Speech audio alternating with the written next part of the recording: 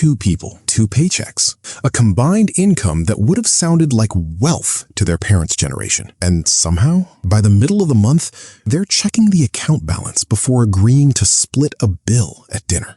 If you're in a relationship where both of you work, and you've ever wondered why two incomes don't feel anywhere near twice as secure as one, you're about to find out exactly why. And it has nothing to do with either of you being bad with money and everything to do with a structural gap almost no couple is ever taught to look for. My name is Nick, and I spend way too much time thinking about the specific structural reasons people's finances don't behave the way common sense says they should. Today, we're looking at one of the most common and least talked about financial traps out there, the two-income household that somehow still feels one emergency away from a crisis, despite doing everything that's supposed to make a household financially secure. Hit subscribe if you want more of this kind of straight talk breakdown instead of vague budgeting tips. Let's start with the myth, because almost every couple believes some version of it before reality corrects them. The myth is this: two incomes automatically means double the financial cushion. It seems obvious on the surface. One person earning $70,000 feels comfortable, so two people earning a combined $140,000 should feel twice as comfortable, or at minimum, noticeably more secure. Except that's not what actually happens for the overwhelming majority of dual-income households, and the reason isn't a mystery once you see the mechanism driving it. Here's an analogy that makes this click immediately. Picture two lanes of traffic merging into one road. Each lane was moving fine on its own, but the moment they merge without a plan for how the merge actually works, you don't get double the capacity. You get a bottleneck because nobody agreed in advance on how the two streams combine. That's what happens to most dual-income households, without anyone deciding deliberately how the combination actually works.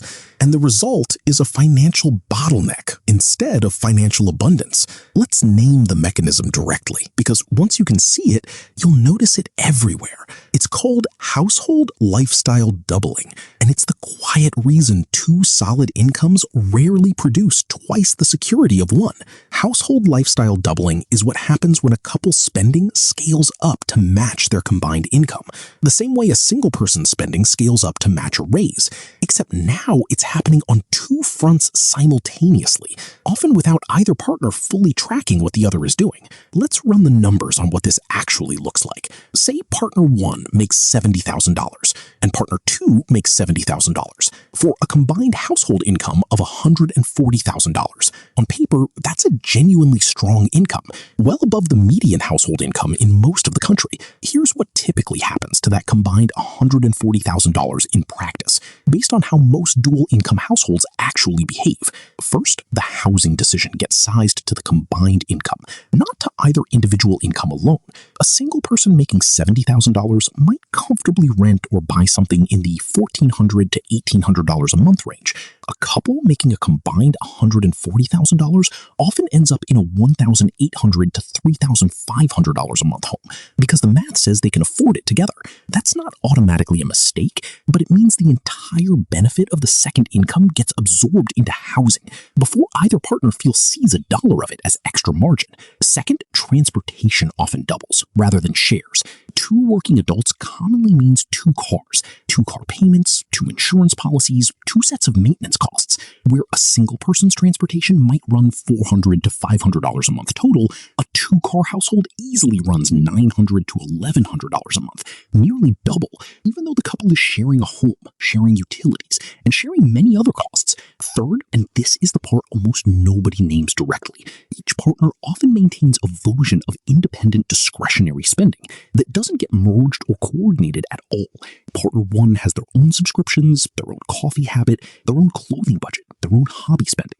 Partner 2 has an entirely separate version of the same categories. Individually, each partner's discretionary spending looks completely reasonable, maybe $300 to $500 a month each. But because these two spending streams rarely get looked at together as one combined number, the household ends up with $600 to $1,000 a month in discretionary spending that nobody has ever actually added up. Add up housing sized to the combined income, doubled transportation, and uncoordinated uncoordinated discretionary spending on both sides, and you can see how a $140,000 household income produces almost no more actual margin than two single people, each making $70,000, living completely separate lives would have had. The income doubled, the lifestyle doubled, right alongside it, dollar for dollar.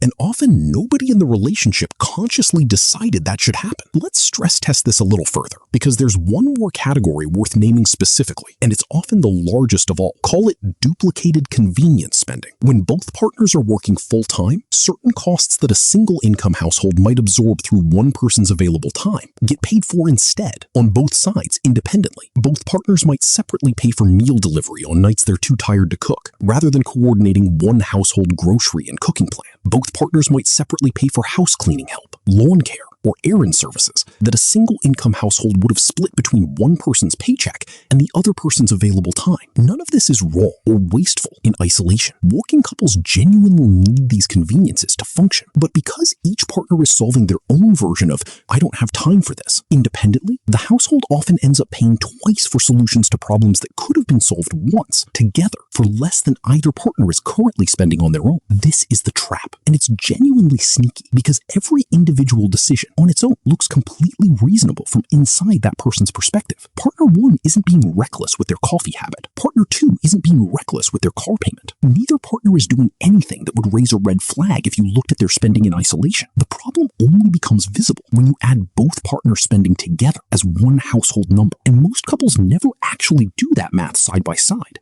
because it feels awkward, or because each partner assumes the other one is tracking it, or because nobody wants to be the person who brings up money and sounds like they're keeping score. Here's the psychological mechanism underneath this, and understanding it is the key to actually fixing it. In a single income household, there's no ambiguity about whose responsibility the budget is. One person earns the money, one person is forced by necessity to have a complete picture of where it goes. In a dual income household, that clarity disappears by default unless the couple deliberately recreates it. Each partner unconsciously assumes the household is fine because their own individual spending feels fine, and because the other partner is presumably also handling their own share responsibly. This is sometimes called diffusion of responsibility, and it shows up constantly in relationships around money, specifically because dual income creates a false sense that oversight is happening somewhere, when in fact, nobody has the complete picture, except in theory. There's also a subtler version of this worth naming, sometimes called mental accounting by earner. Even in couples who fully combine their finances on paper into one joint account, there's often an invisible attachment to whose income is whose. Partner 1 might feel their income covers the mortgage and utilities, and therefore feel free to spend the rest of what they personally earn on discretionary purchases without checking in, because in their head, they've already covered their responsibility. Partner 2 might be running the exact same private calculation with their own income and their own designated responsibilities. Both partners can be individually responsible with their portion and still end up with a household that has no coordinated plan at all, because the accounting is happening in two separate heads instead of one shared spreadsheet. This mental accounting shows up in a particular way whenever one partner earns noticeably more than the other, and it's worth naming directly because it can quietly become a source of resentment on both sides if it's never discussed. The higher earner sometimes feels they've already done their part simply by earning more, and therefore feel entitled to more personal discretionary spending without discussion, since their income is doing more of the heavy lifting on fixed costs. The lower earner sometimes feels the opposite pressure, restricting their own spending far more than necessary, out of a sense that their income doesn't count as much, even when the household's actual plan never asked them to restrict anything. Neither of these unspoken rules gets voted on by the couple. They just quietly form, based on each partner's private assumptions about what their income entitles or obligates them to, and they can persist for years without either partner realizing the other has a completely different unspoken rule running in their own head. There's one more layer worth mentioning, and it's specific to couples rather than individuals: the awkwardness factor. Money conversations between romantic partners carry a different emotional weight than a solo budgeting exercise. Bringing up, "Where did our money go this month?" can feel to either partner like an accusation, even when it's asked with genuine genuine curiosity rather than suspicion.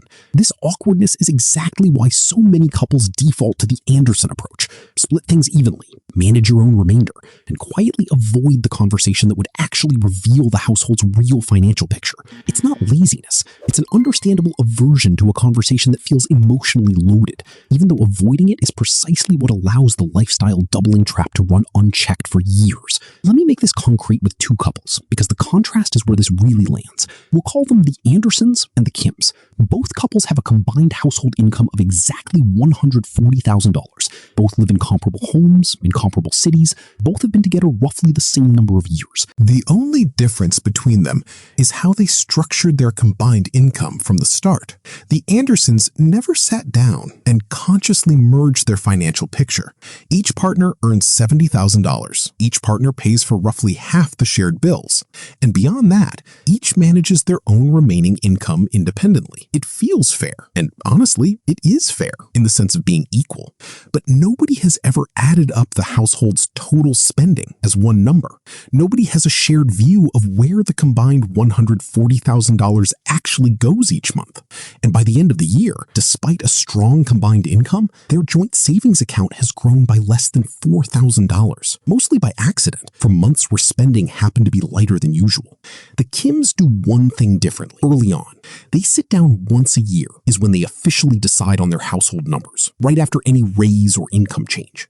And they treat their combined $140,000 as a single pool from the start, not two separate incomes running in parallel. They automate $2,000 a month, $24,000 a year, straight into a joint investment account before either partner's paycheck ever becomes personal spending money. What's left over after that automated transfer and shared fixed costs gets split into individual discretionary allowances. So each partner still has money that's genuinely theirs to spend without asking permission, but the allowance is based on what's actually left after building wealth, not on whatever happens to survive independent decision-making. By the end of year one, the Andersons have grown their joint savings by under $4,000, essentially by accident. The Kims have added $24,000 to their investment account, purely from a decision made once, at the start of the year, that took less than an hour to set up, and then ran on its own, without either partner having to think about it again. Let's project this out 5 years, because the gap between these two households doesn't stay flat, it compounds, the same way any consistent habit compounds over time. If the Kims keep automating $24,000 a year at a conservative 7% return, by year 5, they've built a combined investment balance well over $145,000, purely from that single structural decision, on top of anything either partner was already saving individually before. The Andersons, over that same 5 years, have grown their joint savings by something closer to $20,000 total, almost entirely through inconsistent, unplanned months, where spending happened to come in under budget, rather than through any deliberate strategy. Same combined income, both years, same 5 years. One household has built a genuine financial foundation together. The other has built 5 more years of the exact same uncertainty they started with, just with a slightly nicer version of daily life sitting on top of it. It's worth pointing out what this looks like day to day for each household, because the numbers alone can feel abstract.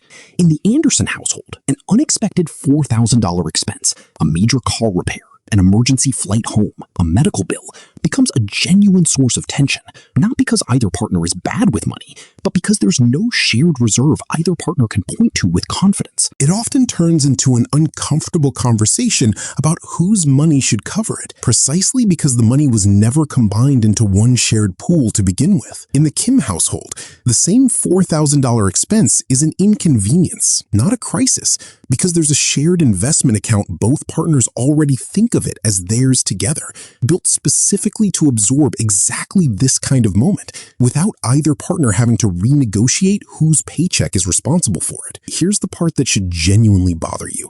If you recognize your own household in the Andersons and the Kims have the exact same combined income. Neither couple is worse at money than the other, in any obvious sense. The Andersons aren't reckless, and they're not fighting about finances. They're just each individually responsible with their own half, while nobody is responsible for the whole. The Kims didn't have more discipline or more willpower. They just decided once, together, to treat their household income as one number instead of two. And that single structural decision is the entire difference between a dual income that quietly disappears and a dual income that actually builds something. Let's take this a step further with a smaller scale example, because not every couple watching this has a combined income anywhere near $140,000. And I don't want this framework to feel irrelevant if your numbers look different. Consider a couple we'll call the Torres household. Combined income of $85,000, a genuinely modest but livable dual income in most parts of the country. The same mechanism applies at this smaller scale. If housing, transportation, and uncoordinated discretionary spending each absorb their proportional share the way they did for the Andersons, the Torres household can easily end up with almost nothing left over, despite two people working full-time, simply because nobody added the two incomes together as one plan. If the Torres household instead automates even 15% of their combined income before anything else touches it, that's roughly $1,000 a month. Modest in absolute terms, but it's the same structural fix applied at a different income level, and it produces the same protective effect against the lifestyle double-in trap that catches households at every income level, not just the higher earning ones. Now, before we get to what actually fixes this, it's worth naming the warning signs, because most couples don't realize they're inside this pattern until years in. Warning sign 1. Neither partner can state, off the top of their head, what the household's combined monthly spending actually is, only what their own individual spending looks like. If you know your own number, but not the household number, that's usually a sign nobody currently has the full picture. Warning sign 2. The household savings or investment growth doesn't feel proportional to the combined income. The same disconnect we saw with individual raises, except now doubled across two earners instead of one. Warning sign 3. And this is the one that catches couples off guard the most. Financial stress persists or even increases after a partner gets a raise or a promotion because the raise gets absorbed into that partner's individual spending category rather than flowing into any shared plan. The same lifestyle inflation mechanism from a single income just happening inside a relationship where nobody notices it happening to the other person's paycheck. There's a fourth warning sign worth naming specifically because it's the easiest one to check right now before you even finish watching this. If you tried this evening to name the exact dollar amount currently sitting in your household's shared emergency fund and neither partner could answer within a few $100s of accuracy, that's a strong sign the household has never actually treated its finances as one shared system with one shared owner. In a well-structured dual income household, both partners should be able to answer this question almost instantly, the same way they both know their own address, because a shared number that both people actually track feels obvious and automatic. A shared number that only exists on paper somewhere that neither partner checks or references in daily life isn't really shared at all. It's just two individual pictures loosely overlapping. This trap is particularly dangerous for financially responsible couples specifically, the same way it was for financially responsible individuals. Two people who each consider themselves careful with money often have the least defense against household lifestyle doubling, precisely because each partner is watching their own spending closely and seeing nothing alarming. Neither partner is maxing out credit cards, neither partner is making reckless purchases. The credit stays healthy, the bills get paid, and the household still isn't building wealth at anywhere near the rate the combined income would suggest, because the alarm that's missing isn't, is either of us overspending individually?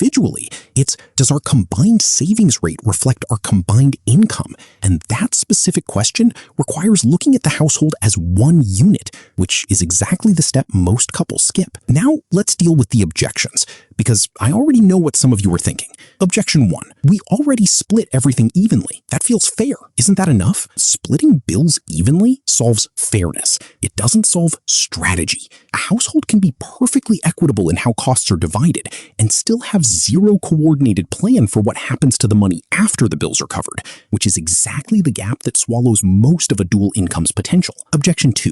Combining all our finances feels like it would cause more conflict, not less. This is a completely reasonable concern, and the fix here doesn't require merging every dollar into one undifferentiated account with no individual autonomy. The Kim's example specifically kept individual discretionary allowances intact. What changed wasn't personal freedom. It was making sure the household level decision, how much gets automated towards shared goals, happens once, deliberately, before before either partner's individual spending decisions begin, rather than never happening at all. Objection 3. One of us earns significantly more than the other. Doesn't that change the math? It changes the specific split, but not the underlying principle. Whether the household income is split 50-50 or 70-30 between partners, the fix is the same. Decide as a household what percentage of the combined income gets automated towards shared wealth building before either partner's individual spending decisions happen, rather than letting each partner independently decide what's left over after their own personal spending, which is how income imbalance often turns into resentment, on top of the lifestyle doubling problem. Objection 4, worth naming because it's common in newer relationships specifically. We're not ready to fully combine finances yet. This feels premature. That's a completely valid boundary, and nothing about this framework requires full financial merger to work. Even couples who keep entirely separate accounts can apply the same principle at a smaller scale, agreeing together on a percentage each partner contributes to a shared joint account earmarked specifically for combined savings goals, while keeping the rest of each individual income fully separate and independently managed. The mechanism that matters isn't which account structure you use. It's whether there's a shared, deliberate, automated decision about combined savings at all, versus no shared decision existing anywhere in the relationship. Here's what I actually want you to do. Whether your combined household income is $85,000 or $250,000, sit down together once and calculate your actual combined monthly income as a single number, not two separate numbers you're mentally aware of but have never physically added together. Then decide, together, what percentage of that combined number gets automated into shared savings or investing before either partner's paycheck becomes personal spending money. A reasonable starting point for most dual income households is somewhere between 15 and 25% of combined take-home pay, automated the same week both paychecks land, transferred out before it has the chance to quietly become part of either partner's individual spending pattern. This works for exactly the same reason it works for individual raises. You're not asking either partner to track every purchase or police the other person's spending. You're removing a fixed percentage of the combined income from the equation entirely, automatically, before daily spending decisions have any chance to absorb it. There's a specific way to have this conversation that makes it far less likely to feel like an accusation, and it's worth spelling out because the awkwardness factor is real. Frame it as a planning conversation about the future, not an audit of past spending. Instead of asking, "Where did our money go last month?" which puts either partner on the defensive, ask, "What percentage of our combined income do we want working for our future starting this month?"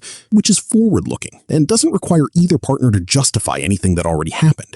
This single reframing, from looking backward at spending to looking forward at allocation, is often the difference between a conversation that creates tension and one that actually gets scheduled and finished. There's one more practical piece worth adding, and it makes the whole system sustainable rather than something that causes friction.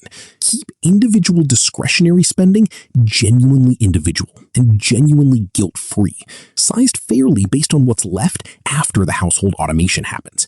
This isn't about eliminating personal spending freedom in a relationship. It's about making sure that freedom is funded by what's actually left over after the household's future is taken care of, instead of being funded first while the household's future gets whatever happens to survive. It also helps to revisit this split anytime either partner's income changes, a raise, a new job, a bonus, rather than only setting it once at the start of the relationship and assuming it stays correct forever. Every income change on either side is a fresh moment where lifestyle doubling can quietly creep back in, and the habit of recalculating the household split has to be reapplied each time. The same way an individual raise requires a fresh decision every time it happens. Two incomes should be one of the strongest financial advantages a household can have. And it absolutely can be if the couple makes one shared decision that most dual income households never make at all, treating combined income as one number with one plan instead of two separate incomes quietly running in parallel. Think back to the Andersons and the Kims one more time. Same combined income, same city, same general lifestyle, same number of years together. 5 years later, one household has a genuine shared financial foundation and a real answer to what happens if something goes goes wrong, and the other household has the exact same uncertainty they started with, just wrapped in a slightly nicer version of daily life. The difference wasn't how hard either partner worked, and it wasn't the size of either income. It was one conversation, one shared number, and one automated transfer set up together once at the very start. The two incomes themselves were never the problem. The absence of a shared plan for how they combine is the actual problem, and it's completely fixable with one conversation and one automated transfer set up together once and then left alone to work in the background while both partners get to keep their own version of financial freedom on top of it. If you're in a dual income household right now, the question worth asking tonight isn't whether either of you is spending irresponsibly. It's simpler than that and more useful. Do you actually know your combined number? And does anything happen to it automatically before either of you gets the chance to spend it individually? For most couples, the honest answer is no. And that single gap is exactly where two solid incomes quietly become one ordinary feeling life instead of the financial advantage they were always capable of being.